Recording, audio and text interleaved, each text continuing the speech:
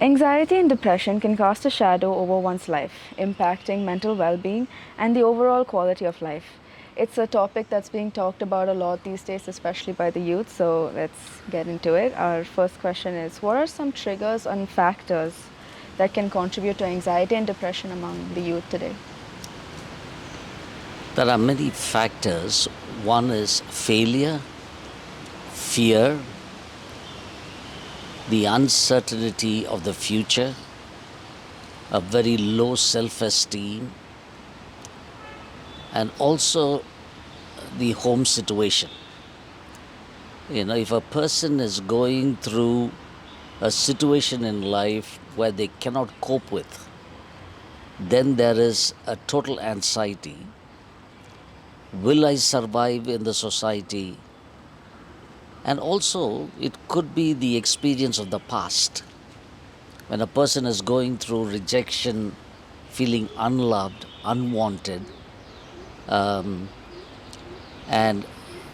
a frequent negative experience in a person's life can cause anxiety. And how does all this affect a person's daily life? Oh, it does. You see, one is sleeplessness, loss of appetite. Now, when we say this, it need not be that one person goes through everything, but these are the symptoms. And then you get irritable, you withdraw, and sometimes you sit and cry. You really can't pinpoint the reason. You feel very low. And the extreme is you want to just quit. You want to just give up. You want to quit living. Because every time you try to come out of it and you try to do things on your own and you feel that nothing is working out with you. And so you don't want to meet people, you cut off from family gatherings, you don't want to see people, and you can also be angry with God. Another extreme is also having suicidal thoughts, Oh, suicidal yes. tendencies. Yes. So, can you elaborate on that as well? When a person feels rejected, unwanted, unmet needs, and she or he is growing up with it, what is the use of living? Yeah. And so they come to a place and say, nobody wants me, I have not found purpose in life, and it's better for me to quit. Being here, being alive, nobody notices. But the moment I die, everybody talks, but that's okay, it's finished. Right. I run away from situation. But let me also tell you, some people think they can overcome anxiety, the change of location, change of vocation, change of status. But this is not true. It may give you a temporary relief, but you will still live with it. So we need to go to the source and treat it. What are some available resources or support systems? God has placed the family. Again, if you are going through anxiety and depression because of the family, then you need to look for support outside the family. God has placed the support system. Good friends, godly advisors, and also a time for you to have a direct access with God to call upon His name. You see, why do I say this? Very often people go for support system outside. It is necessary. It could also be a medical intervention. You need not always be in counseling. It could be an hormone deficiency that is causing all this. So you need to go through medical thing. But let's not forget, the only one who knows what I'm going through, the only one who understands what I'm going through, the only one who is quick to accept me as I am is the Lord and no one else. Because the Bible says, you're fearfully and wonderfully made, and you're knit together, and He knows even before you speak. It's at the tip. He knows what you're going to say, and He cares for you. And so these promises encourages me to call upon God. When I go through anxiety, when I stand at the crossroads, when I go through depression, when I go through discouragement. So when you said support system, there is a family, there are friends, godly advisors, but let's not, the primary, this thing is the first source is the Lord and God Himself. What role can friends and family play in supporting someone who is struggling with anxiety or depression? In my experience, when a person is going through anxiety and depression, they don't need lecture. I'm sorry? They don't need a lecture or a sermon. They want somebody to listen, number one. Number two, people want them to understand the situation. You see, sometimes we make a very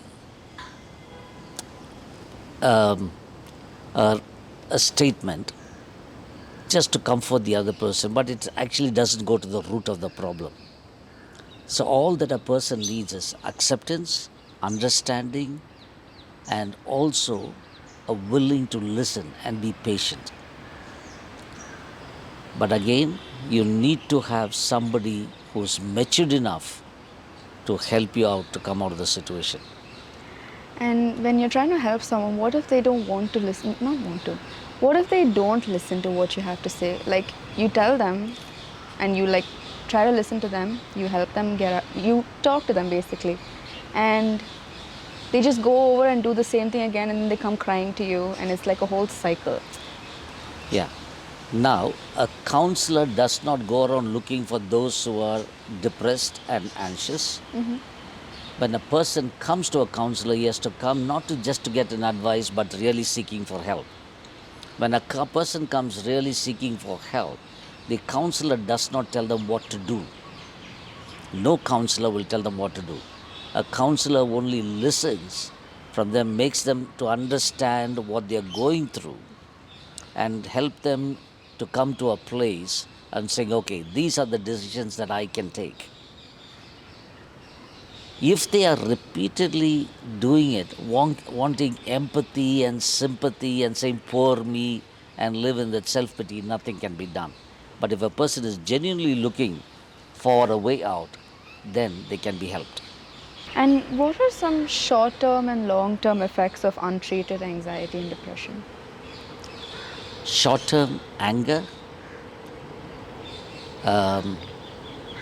the body movements will tell you the person is totally cut off from everything. Right. You can sit there, but your mind is somewhere else. You switch off. You want to withdraw. No social involvement with the family. The family can be there, but you're aloof. And these are all short term, and you don't want to eat. And sleeplessness. Yes. You go to bed, but then you don't sleep. And then your screen time, you just live on that. Long term, if it is not treated, it can lead to hospitalization, and then it can lead to death, suicidal, all sorts of things.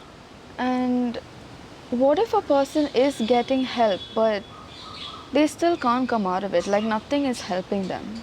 How do you go about that? That's a good question, and there are certain depressions that we can treat by counseling. Certain depression, you need medical treatment. It's like some sickness where you have a long-term medical intervention. And if a person is genuinely concerned, he needs to say, okay, I am responsible, I will be responsible, I will take this, I want to get out of it. But it does not mean you're totally cut off from the society. He needs to get back into the society, do something. Person who's depressed and anxious need not be jobless and unemployed. Sometimes parents say, no, leave him, let him be on his own. No, I think we need to get him back to the society, see that he gets involved and be actively involved so that he knows that he's got purpose in living.